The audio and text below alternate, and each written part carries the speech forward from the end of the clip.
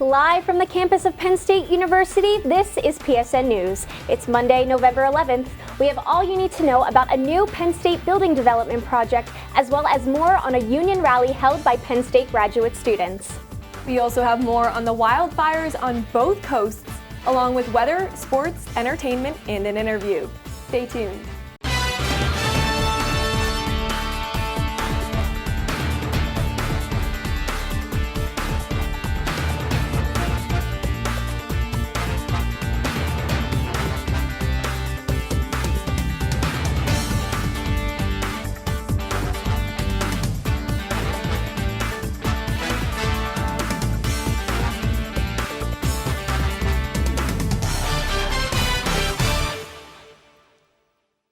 Thanks for joining us tonight. I'm Cailey Thalman. And I'm Kaitlyn Pfeifer.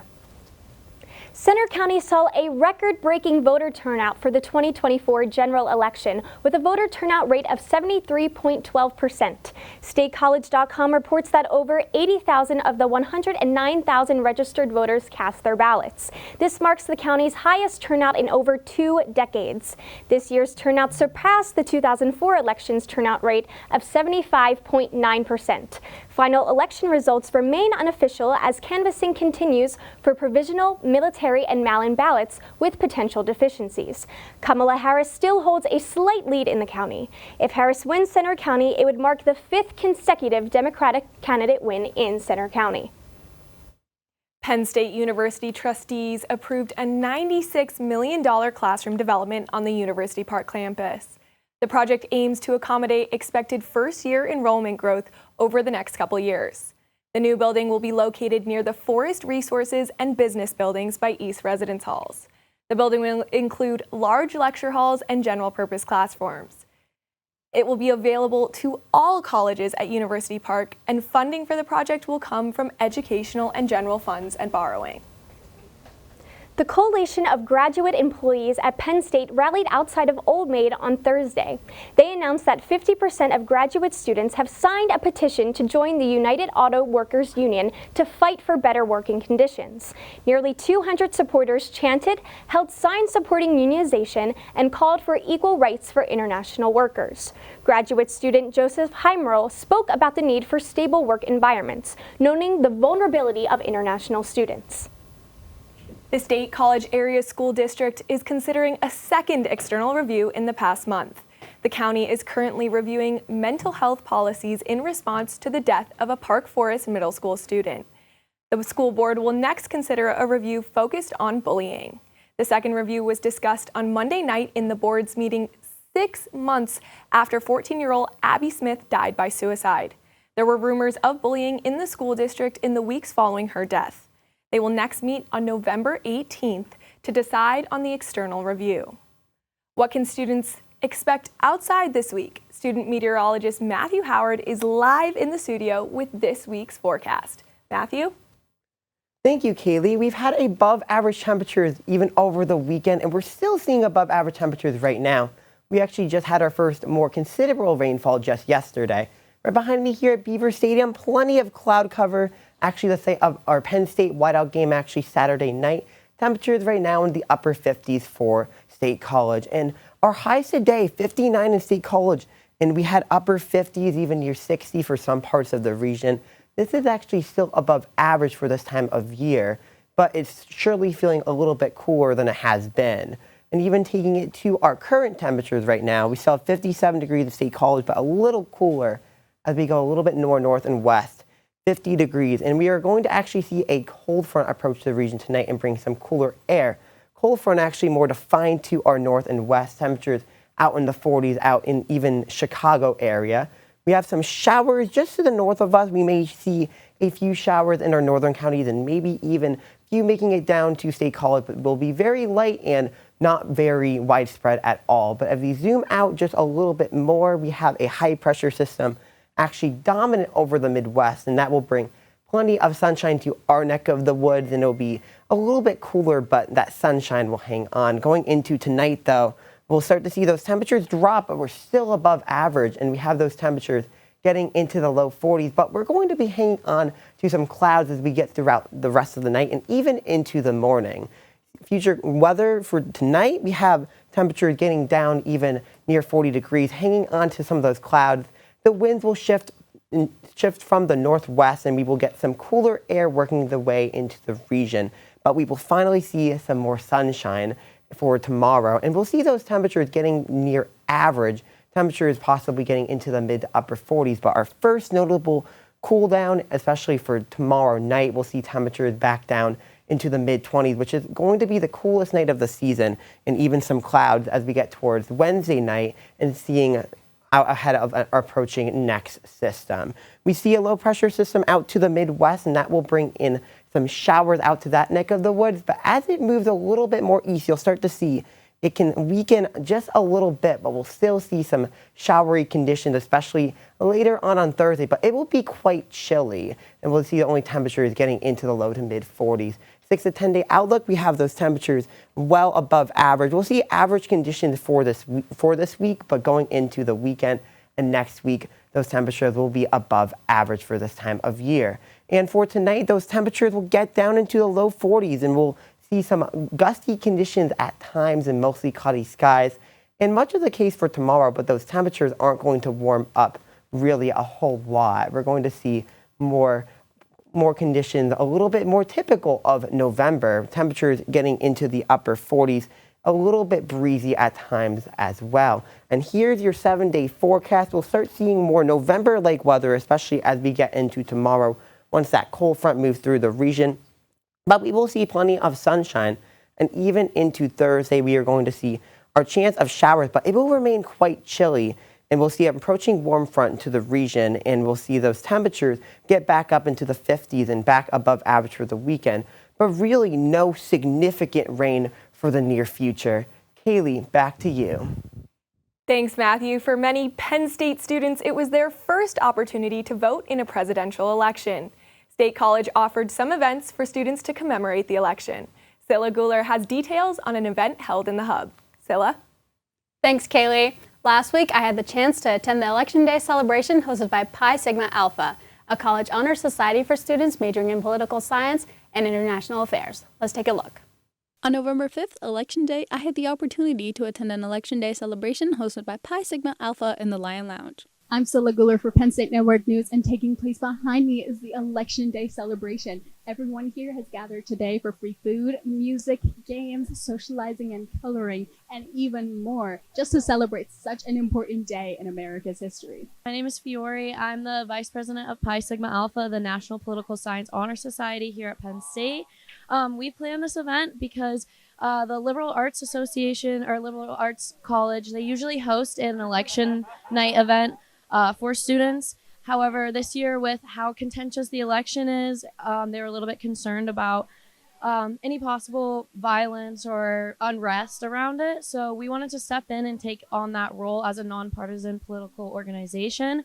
So we organized with PSU Votes and the other organizations that have been involved in the civic engagement efforts on campus this semester to put on this event for everyone and just create a safe place for people to celebrate the election and our democracy on election night.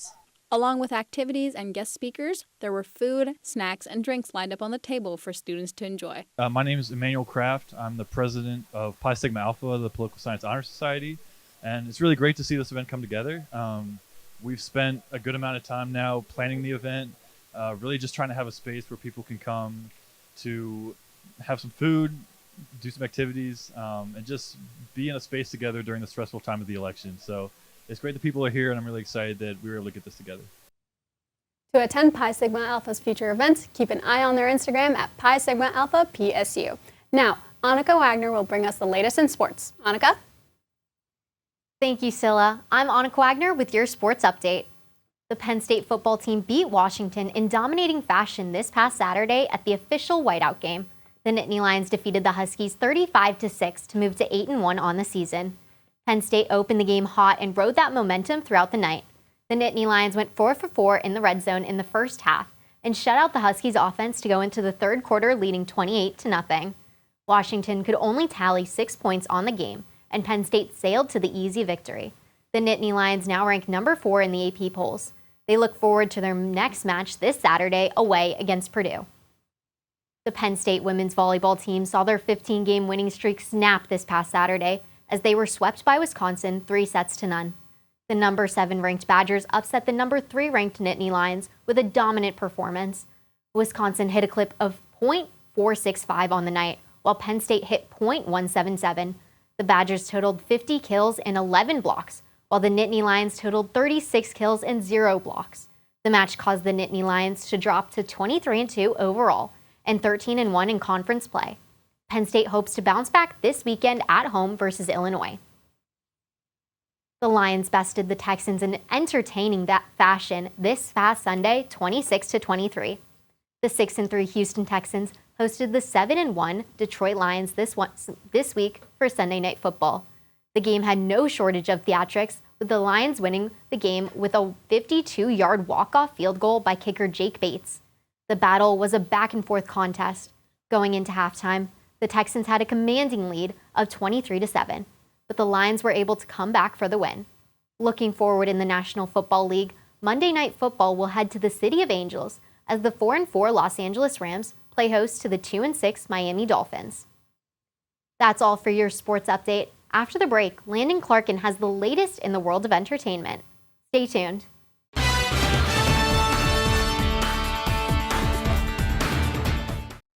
Welcome back to PSN News. I'm Landon Clarkin with your entertainment update. Country singer Cody Johnson will be performing at the Bryce Jordan Center this Saturday, November 16 at 7:30 p.m. The ACM Entertainer of the Year is bringing the Leather Tour to a sold-out crowd. Attendees can expect to hear his hits like Dirt Cheap and The Painter. Johnson will be joined by Grammy Award winner Ashley McBryde and Braxton Keith. Doors for the event will open at 6 p.m. The last supermoon of 2024, known as the Beaver Moon, will light up Pennsylvania's skies on Friday. It will reach its peak at 4:28 p.m., and the best time to view it will be after sunset. The fourth and final supermoon of the year gets its name from the time of year when beavers begin to prepare for the winter. To celebrate, the Central Pennsylvania Observers will host a free stargazing event at the Penn State Arboretum from 6 to 8 p.m. The event is open to adults 18 and older, and attendees are encouraged to bundle up as temperatures are expected to be chilly.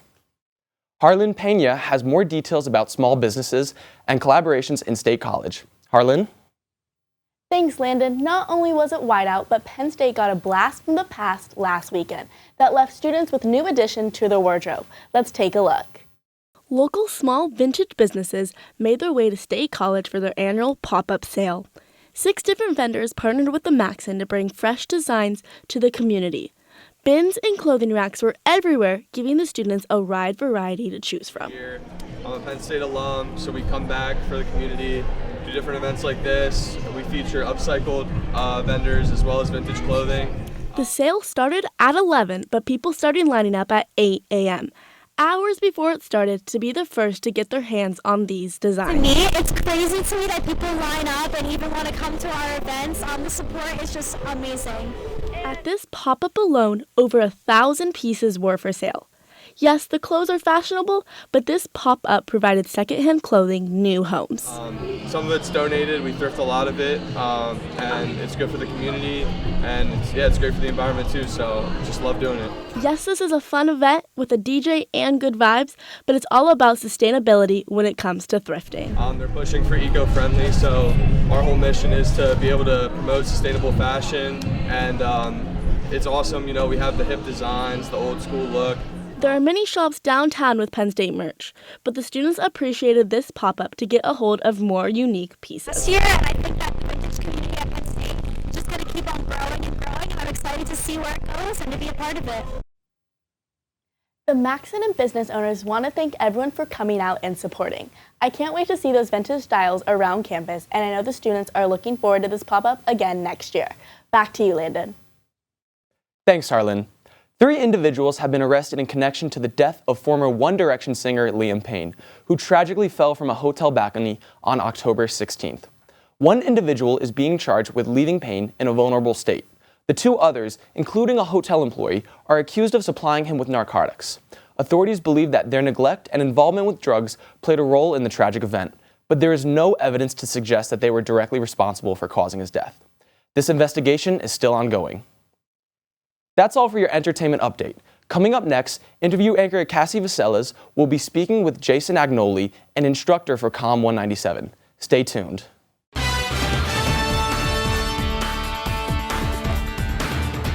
Welcome back to PSN News. I'm Cassie Vaselas, and joining me tonight is Jason Agnoli, an instructor for COM 197.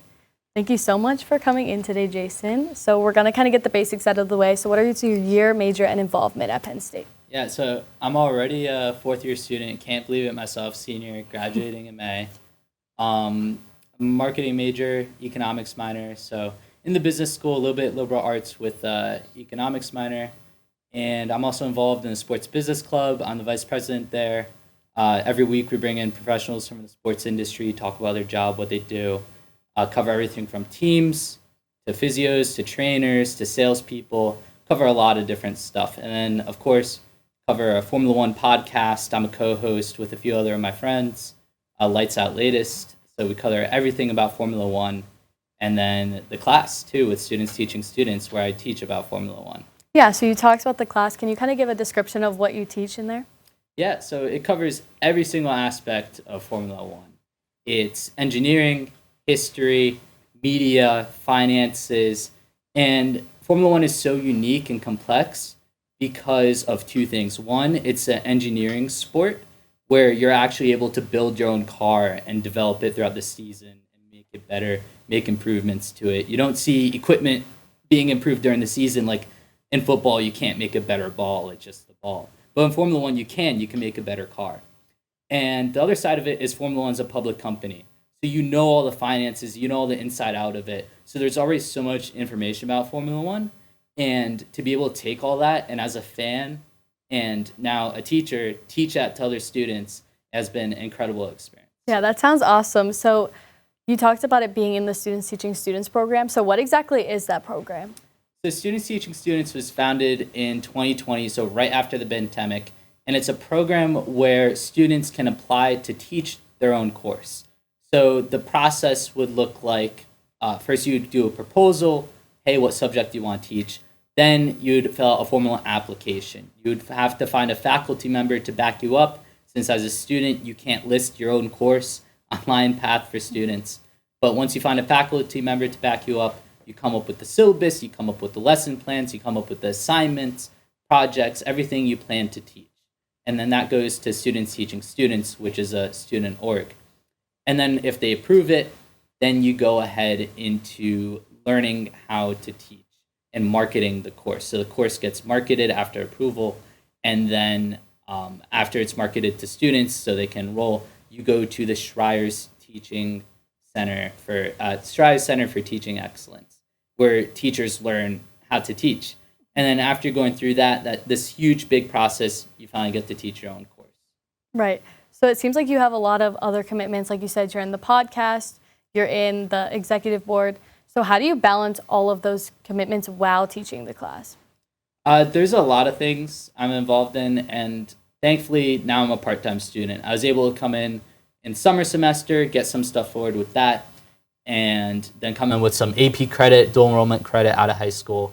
And then I've taken over the standard amount of credits every semester, over 15 every semester. So now my final 2 semesters, I'm a part-time student, so I could do more of everything else, more of Formula One class, more of sports business club, more of internships. I'm also an intern for the football team. I'm a stadium operations intern. So everything to do with credentialing, planning, game day, live events type of stuff I help out with. And then you mentioned how you are a senior. So what does the future of this class look like once you graduate? So thankfully, the class doesn't end here. I'm actually not the first person to teach it. There was 2 other teachers, Chase and Dan, super incredible, who founded the course, and I took it over. It's only grown. It used to be 15 students, and we just got full enrollment every semester. And so we expanded to 40 students. And that was kind of risky because we're like, wow, there's no way we're going to have 40 people sign up. Every semester, we've been 40 students. In fact, for next semester, spring, we're already fully enrolled. So the future, what it looks like is right now, me and AN, he's my co-instructor, we teach the course. After I graduate, I already have somebody lined up willing to teach. And it's incredible to be a part of this legacy that is the Formula One class and the largest Students Teaching Students course at Penn State. That's awesome. And how does teaching this class kind of help you for your future, knowing that you want to work in F1 or motorsports? Yeah, it's really interesting to see kind of the depth that Formula One has and how much goes into it, and then be able to absorb all that and communicate it to students. It really helps me fully understand and keep up to date on the sport. I mean, I would anyways as a fan, but having to teach it to others, I really need to know what is right and what is not right. So it definitely helps with my knowledge, helps me demonstrate my knowledge of the sport, and helps me communicate all the different parts of the sport to people that might not know as much. Or I imagine in a job interview down the line, I could say I literally taught a class about this and explain some of the things I learned about Formula One. Right, and it seems like something that you really enjoy. So do you have any favorite memories from teaching so far? Teaching is very interesting. One, I'm a student, so I'm already in tune with that vibe of like students and what they're going through. But then also some of the funny things that happen, like it's a sport. So we get everybody from super fans to people that never heard about Formula One. The most fun moments is when we have fans like of opposing drivers that don't like each other. So I had to shut down like arguments in class because of that before. It's also been interesting because you hear about ChatGPT and teachers got to deal with ChatGPT cheating. And we've definitely had situations where I had to deal with that. So I'm like, oh my gosh, my professors are so hard on this. And then now I turn around and teach my own class, and now I have to face the same problem my professors face. So two of my favorite moments, kind of a funny one and kind of difficult one that a lot of teachers are dealing with today. Wow. All right, well, it seems like it's a lot of fun, so thank you so much for coming in and talking to us about this class. We really appreciate it. Now stick around because coming up next, Kaitlyn and Cailey will have the latest news from across the nation. Stay tuned.